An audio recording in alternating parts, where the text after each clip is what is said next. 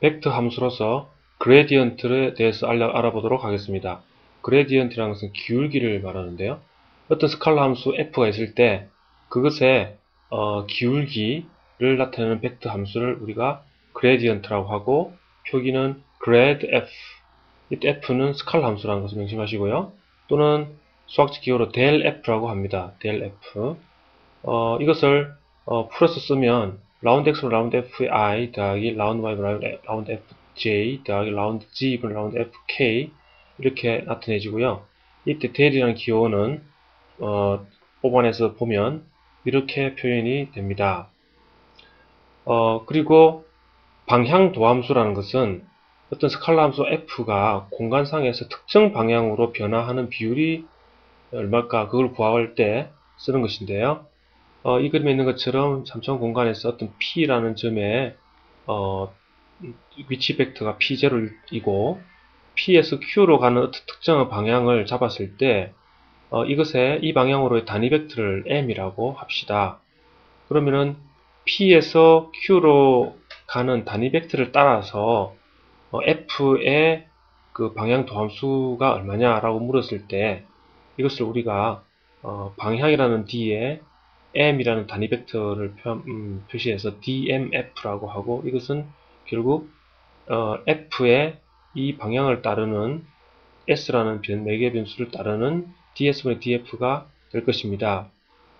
우리가 이 p에서 q로 가는 것을 우리가 직선으로 간주를 하면 그래서 그 직선 방정식이 r이라고 하면 이것은 이런 성분으로 표시할 수 있고 이거는 앞에서 이야기한 것처럼 시작점 P0에다가 더하기 SM 이때 M은 단위 벡터고 즉 P에서 Q로 하는 단위 벡터고 S는 매개 변수가 되겠습니다. 이렇게 표현할 수가 있겠죠.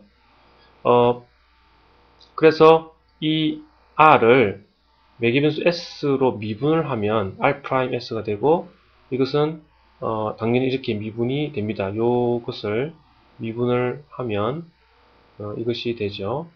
그리고 요것 우변에 있는 것을 s에 대해서 미분을 하면 이것은 상수니까 사라지고 m만 남게 되죠. 그래서 m이 이렇게 오니까 결국은 r's라는 거 그것은 바로 단위 벡터와 같다는 걸 알 수가 있죠.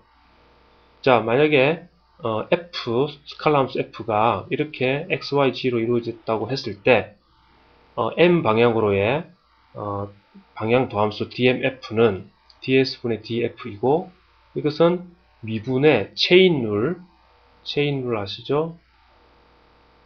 체인 룰에 따라서 f의 성분인 x, y, g 각각에 대해서 편미분을 해서 체인 룰로 바꾸면 이렇게 되고요. 자, 이것은 우리가 그 벡터 함수로 두 개를 각각 분리해서 곱할 수가 있는데요. 이것 벡터 함수 닷 프로덕트 이것 이렇게 하면 이 결과가 바로 이겁니다. 같은 결과가 됩니다. 그러면 이것은 바로 앞에 위에서 살펴봤듯이 바로 이것 아닙니까? 즉 del f죠. 이것은 del f고 그리고 이 부분은 바로 m이죠. 그래서 이거는 m입니다. 따라서 dmf라는 것은 바로 m del f가 되는 것이죠. 만약에 어떤 일반 벡터 크기가 1이 아닌 일반 벡터에 따라서 구하라. 그래서 daf를 구하라 하면 a를 단위 벡터로 만들어주면 됩니다. 단위 벡터로 만드는 방법은 자기 자신의 크기로 이렇게 나누어 버리면 이게 전체가 단위 벡터가 되니까 같은 모양이 되는 것이죠. 공면에 접하는 평면에 수직한 벡터를 한번 구해보도록 하겠습니다. 공면이 이런 식이 하나 있다고 했을 때 한 점이 있는데 거기에 접하는 이런 평면을 하나 생각해 볼 수가 있겠죠. 이 평면에서 수직한 방향이 있을 겁니다. 이 수직한 방향이 지금 어떻게 구할 것이냐 이겁니다. 이제 이 그 공면은 f라는 함수로 되어 있는데 이것은 어떤 상수값을 지정을 하면 이 공면이 묘사가 됩니다. 그리고 여기에 있는 이 점의 그 위치 벡터가 RT인데요. RT는 이렇게 구성이 되어 있습니다.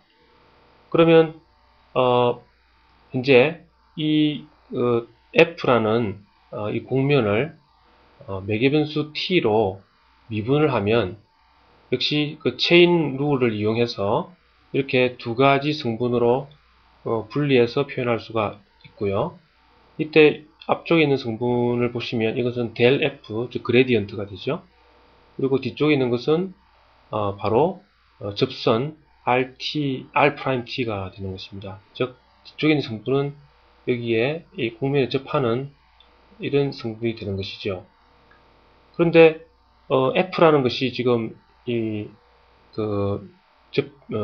어떤 공면이라는 것은 상수값을 가지는, 즉 스칼 함수가 C라는 값을 가지기 때문에 이 부분이 미분 그레디언트를 구하면 이게 제로가 될 수밖에 없습니다. 따라서 이 두 가지를 곱한 결과는 반드시 제로입니다. 자, 그러면 이거 다시 해석을 해보면 두 개의